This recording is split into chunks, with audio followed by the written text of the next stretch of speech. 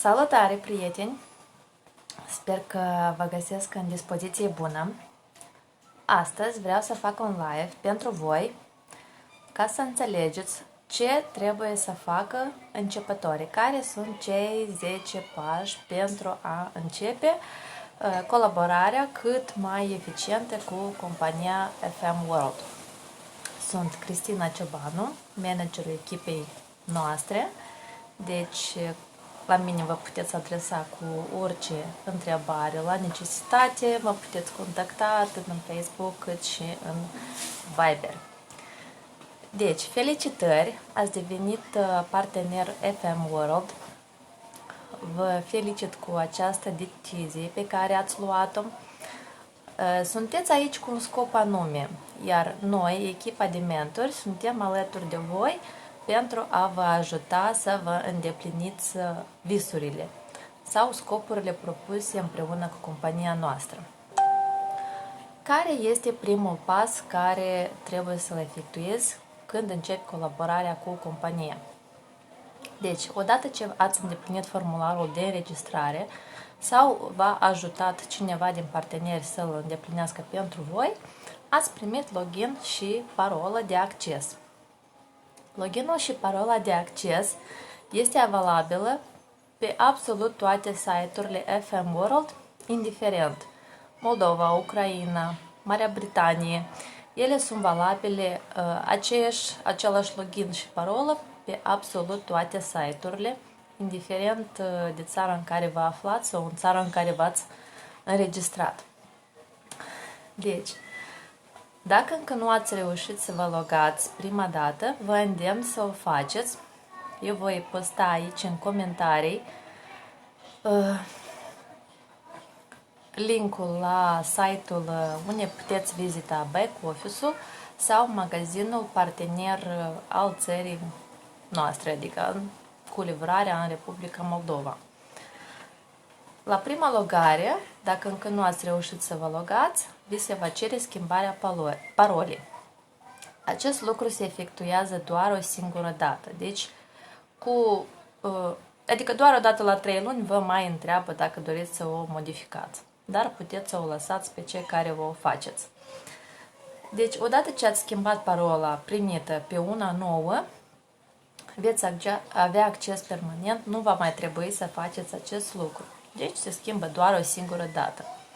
Parola nouă trebuie să conțină minim 8 caractere, trebuie să conțină cifre, litere mari, litere mici.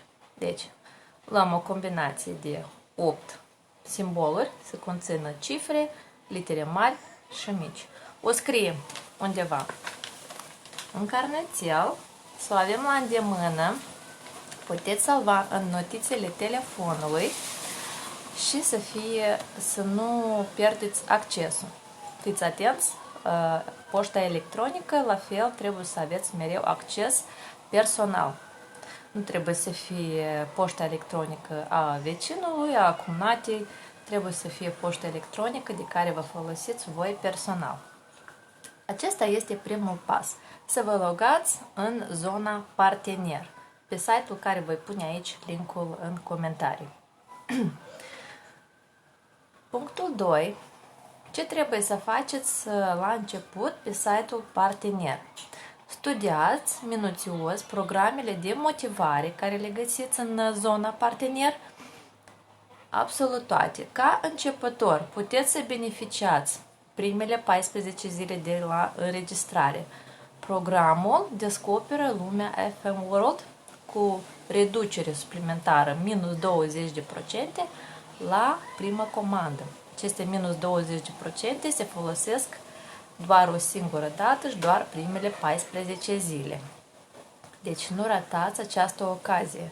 Este o reducere suplimentară. De asemenea, puteți participa în programul Un bun început. Atrageți atenția la această programă de motivare. Și pentru începători mai este programul de motivare de recrutare sau de mentorat. Inviți persoane în echipa ta și ești remunerat conform acestui program de motivare. Este un bonus suplimentar. vă recomand, este foarte avantajos. Puteți câștiga între 20, 30, 50, indiferent, totul depinde de voi cu acest program de motivare. În zona partener, de asemenea, puteți să vă faceți ref link-ul, dar despre aceasta voi vorbi mai târziu. În orice caz, studiați informația de pe site, sunt bloguri despre produse, puteți citi mai minuțios despre produs, o descriere mai detaliată. Totodată veți găsi programul FIT 6, veți afla ce este aceasta și cu orice întrebare referitor la ce nu vă este clar pe site, îmi puteți adresa mie. Punctul 3, al treilea pas. Fiecare partener la înregistrare a primit linkul în chatul Viber la grupul Start Navica. Deci, eu vă recomand, acolo doamna Victoria, liderul nostru, a selectat informația de bază, cea mai necesară pentru voi, ca să o cunoașteți. Nu treceți cu vederea, pentru că pentru a câștiga network marketing trebuie să învățăm. Trebuie să învățăm permanent și acest lucru, cu cât mai repede vom face acest lucru, cu atât mai multe vom înțelege. Cu atât mai bine vă va reuși. Toți au nevoie de profesionali. Deci, spre exemplu, intrați într-un magazin, întrebați ce puteți să-mi recomandați pentru păr uscat. Vânzătoarea vă zice, uitați produsele pe raft. Veți procura? Probabil veți ieși din acel butic și veți căta altul. Însă, dacă intrați în același magazin și întrebați ce aveți pentru păr uscat, consultantul vă va explica, uitați, avem acest produs pentru uscare de la vopsea, acest produs e pentru uscare, pentru că e păr cârlionțat. Iată, așa produs vă sugerez împreună cu acesta. Deci este altă abordare. Trebuie să fim profesionali. Și nu uitați, persoana care vă va invita în acest program, în această companie, este mentorul vostru. Trebuie să țineți legătura absolut cu orice întrebare. Ceva nu vă reușește? Ați telefonat. Noi suntem aici pentru a vă susține. Noi nu putem cunoaște cu ce probleme voi vă confruntați. Pentru că într-o bună zi se vor acumula mai multe probleme și veți ajunge la concluzia, uite, nu-mi reușește, renunț. Dar dați să analizăm. La ce ne renunțăm noi? Care a fost scopul care te-a adus în această companie? Vrei să câștigi bani? Dacă ceva nu îți reușește, apelează la mentorul care te-a invitat în această companie. Dacă mentorul nu se descurcă, apelează la liderii de mai sus. Inclusiv la mine. Punctul 4, al patrulea pas, este să plasezi prima comandă. Deci este foarte important ca să încerci produsul personal. Deci noi nu putem vinde un produs când nu știm absolut nimic despre calitate, rezistență. Noi nu putem să vindem emoțiile altcuiva. Deci voi spune și voi arăta. Acest parfum este preferatul meu. Eu mă folosesc, se menține minim 12 ore pe piele. Eu deja pe acesta seara l-am testat, 12 ore pe piele. Eu acest lucru nu voi cunoaște dacă eu produsul nu îl voi testa singură. Eu pot să întreb de 100 de ori la mentorii de mai sus, dar eu nu voi fi la fel de convingătoare ca ei, consumatori. Deci, să fii consumator este un avantaj, în primul rând, pentru voi. Mai ales că avem propriul magazin online cu livrare direct de la producător. Mulți nu cunosc acest lucru. Noi avem un avantaj foarte mare. Noi suntem, să spunem așa, apărați de produsele contrafăcute, produsele toxice. Toate produsele companiei sunt extraordinare. Deci, dacă m-ați întreba care produs să nu cumpăr, eu nu aș găsi răspuns la această întrebare, pentru că absolut toate produsele sunt de o calitate foarte înaltă. Deci chiar în această dimineață mă bucur de un ceai Aurelie, Earl Grey, este unul din preferatele mele. De ce trebuie să procur ceai de la magazin care poate conține coloranți și cine mai știe ce, când eu știu sigur că procur un ceai de la companie absolut conține doar frunze de ceai sau bergamot, ce mai are adausuri, absolut naturale, de cea mai înaltă calitate. Deci este alegerea voastră. Ați ales compania FM World, încercați produsul. De ce? Prima comandă este foarte importantă. Cu cât mai multe produse veți încerca, cu atât mai multe produse veți putea recomanda. Punctul 5. Deci, descoperă produsele companiei. Un profesional va cunoaște ce produsul conține. Deci toți au nevoie de profesionali. Eu trebuie să știu parfumul acesta ce fel de. Deci este un parfum oriental. De unde am aflat? Deci am aflat din descrierea catalogului. Deci catalogul fiecare parfum are descriere și scrie ce tip de parfum este. Toți vor să cumpere de la consultanți profesionali. Deci, dacă vrei să vinzi mult, trebuie să cunoști mult. Și chiar mai bine, trebuie să consumi multe produse. Pentru a avea un venit din vânzări, deci este proporțional cu câte produse folosești. Da, salut Olga, salut Tatiana, mă bucur să vă văd în live. Deci, studiați catalogul, răsfoiți-l. Dacă doriți să vindeți parfumuri, treceți trainingurile pe aroma stilistică. Dacă doriți să vindeți suplimente, învățați pe de rost, să spunem așa, despre ce conțin suplimentele. Deci dacă vorbim despre Fit 6, trebuie să știți compoziția, ce efecte adverse poate să fie dacă au anumite afecțiuni, anumite boli, ce contraindicații sunt la Fit 6. Deci despre Fit 6 eu am să revin în alt live, deci cum să promovăm Fit 6. Studiați catalogul, citiți, testați produsele. Toți au nevoie de profesionali, toți au nevoie ca să aibă o consultație profesională. Numai cunoscând produsele veți putea să le promovați. Despre promovarea produselor, despre vânzare, voi face alt training. Astăzi facem 10 pași pentru începători. Unde putem să aflăm despre produse? Primul instrument. Catalogul are o descriere foarte bună la fiecare produs. Al doilea loc este blogul de produse pe site și pe FM World RO și pe FM World UA. Deci acolo sunt despre produse. Și al treilea loc unde noi găsim despre produse sunt recenziile partenerilor noștri și ai cumpărătorilor noștri.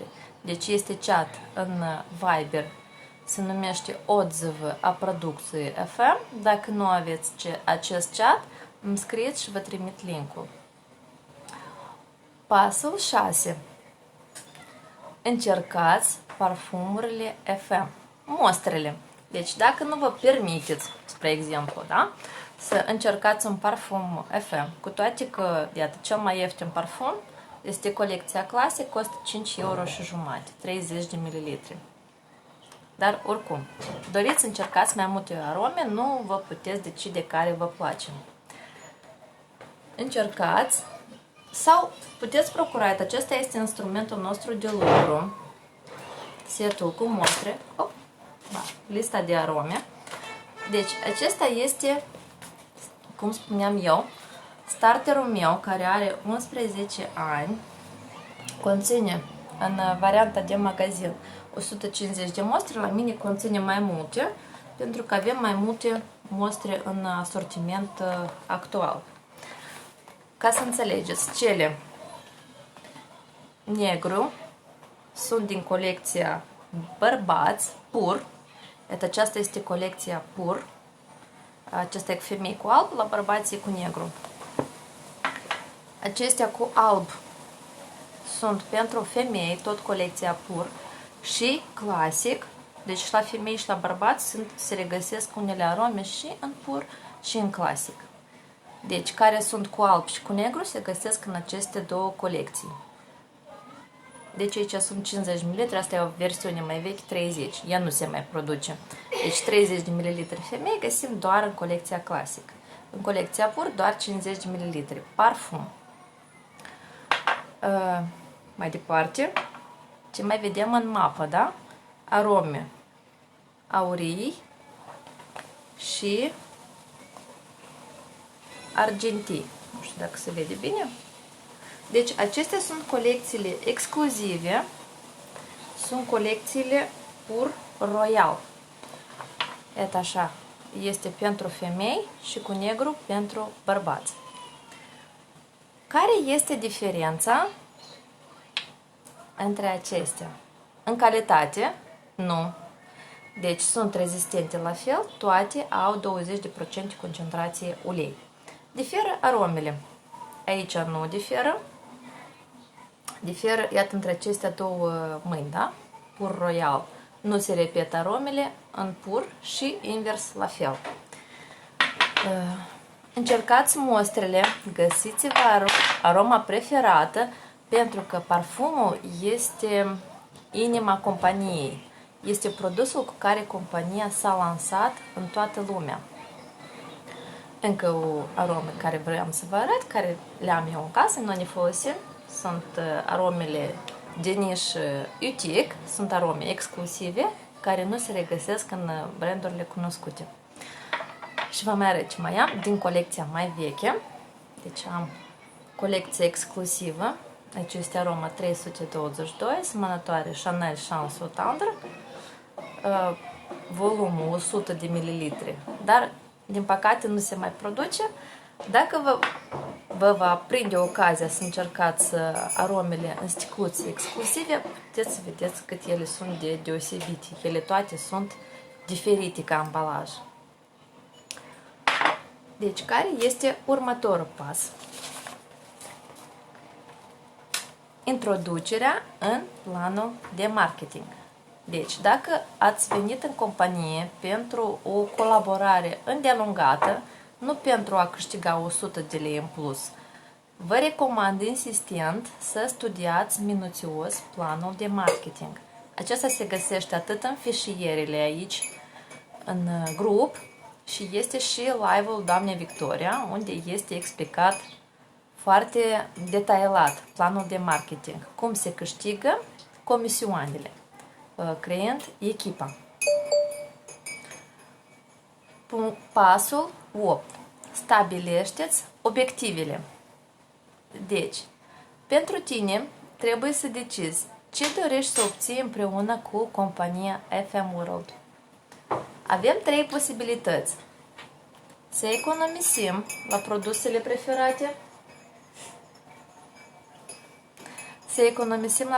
preferate, să avem un venit suplimentar din recomandarea produselor, deci din vânzarea directă, sau să creăm echipa și să primim toate bonusurile și comisioanele care le oferă planul de marketing și programele de motivare. Deci, pentru voi trebuie să decideți dacă doriți să creați echipa, numai decât luați legătura cu mentorul, cu persoana care v-a invitat și stabiliți graficul, spunem, planificăm nivelurile, da? Deci când este un plan, se pot face pe etape ce trebuie de făcut pentru aceasta. Ne-am înțeles? Așa. Pasul 9.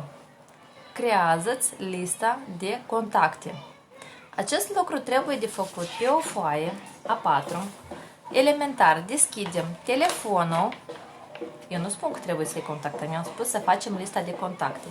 Și luăm la rând și scriem.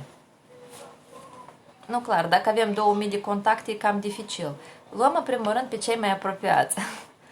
Prieteni, cumătri, rude, vecine. Uneori vecinile sunt mai aproape ca rudele, dacă cinstit. Ce facem? În primul rând scriem persoanele pozitive, care sunt binevoitoare, au permanent o dispoziție bună, glumeață, sunt mereu în companie, în centru atenției. A doilea tip de persoane, persoane cu influență, cum se mai spune, cu statut. Deci, cine urmează în a doua parte a listei? Persoane care dețin o funcție, de exemplu, sunt administratori într-o organizație, sunt, de exemplu, directori de bancă, directori de organizație. Ați înțeles ideea. Deci persoane cu statut, oameni cu, oricum se găsesc în lista noastră și așa tip de persoane. A treilea tip de persoane, influencers sau persoane care lucrează cu publicul. Deci, influencerii sunt, eu nu prea sunt sigură că o să găsiți în lista voastră de contacte, dar oricum contează foarte mult dacă ați avea influenceri, blogeri, videoblogeri, un prieten ar fi minunat, le puteți oferi colaborare. Cine mai trebuie să fie în a treia parte a listei? Spre exemplu, persoane care se ocupă cu gene, sprâncene, coafuri, care lucrează cu foarte multe persoane în anturajul său. Și a patrulea tip de persoane sunt, spunem așa, ceilalți. Pentru că la ceilalți noi vom acorda mai puțină atenție, deci aceste trei tipuri de persoane sunt esențiale pentru ca noi să le oferim posibilitatea. Noi ulterior îi vom contacta, îi voi face alt training referitor cum noi contactăm lista de cunoscuți, însă primul pas este să creați această listă. Punctul 10.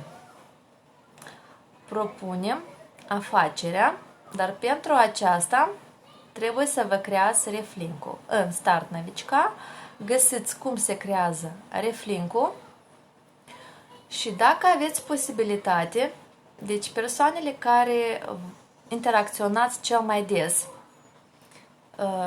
propuneți-le afacerea FM. Deci nu este foarte complicat. Propuneți-le să devină consumatori sau propuneți-le un venit suplimentar.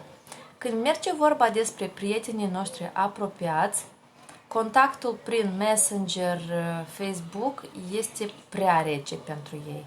Pentru prietenii apropiați, eu vă recomand întâlnirea live, adică fizică.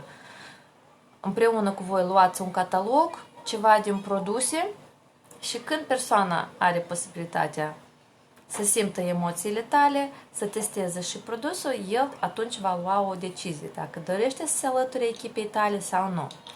Deci recomandarea mea este să propuneți afacerea în primul rând prietenilor voștri apropiați, pentru că se întâmplă frecvent, nu le propunem și ei nimeresc în alte echipe. Deja am avut câteva cazuri când s-au întâlnit în oficiu sau în chat. Salut! De când ești în FM? De 6 luni. Dar tu ce cauți aici? M-am înregistrat la altcineva în echipă, da? Înțelegeți? Deci dacă nu veți propune voi, le voi propune eu sau altcineva, pentru că eu lucrez și cu contactele reci, persoane care nu le cunosc. Referitor la contacte reci și alte metode, voi face alte traininguri. Acestea sunt cei 10 pași pe care trebuie să-i facă orice începător. Eu vă doresc o zi minunată, să aveți încredere în ceea ce faceți, să nu vă opriți și succesul va veni numai decât. Sunt alături de voi, mă puteți apela cu orice întrebare, vă ajut cu drag, vă urez o zi frumoasă și vă transmit pupici! Pa, pa!